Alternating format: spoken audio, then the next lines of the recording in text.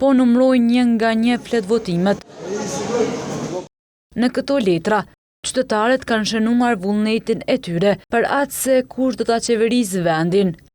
Por pak dihet se çfarë ndodh me to pas përfundimit të procesit zgjedhor. Në të njëjtin vend ku edhe numrohen, këto materiale zgjedhore edhe asgjësohen. Shkatrimi i materialit zgjedhor pra të një procesi zgjedhor është detyrim ligjor për Komisionin Qendror të Zgjedhjeve. Zakonisht në këtë proces pra të shkatrimit përfshihen fletvotimet, formularet e rezultateve, pastaj listat e votuesve si dhe materiale të tjera përfshirë edhe ato me karakter administrativ. Këto materiale janë përdorur jo vetëm gjatë ditës së zgjedhjeve, por gjatë të gjitha fazave të procesit zgjedhor. Por jo të gjitha fletvotimet shkatërrohen.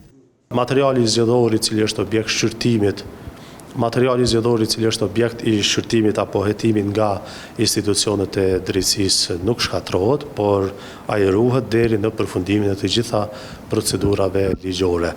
Gjithashtu, edhe një pjesë tjetër e materialit zgjedhor i cili ruhet nga ana e KSZ-s përdoret gjatë procesit të trajnimit të trupave të ardhshme zgjedhore.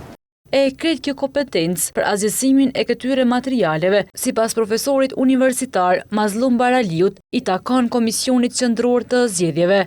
Pas kryerjes së të gjitha procedurave do të tankimore, pastaj Komisioni Qendror Zgjedhor merr vendim të caktuar për zhdukjen ose asgjësimin e gjithë materialit zgjedhor dhe me komision të caktuar pra në kuadër të mbikëqyrjes pushtetuese dhe ligjore.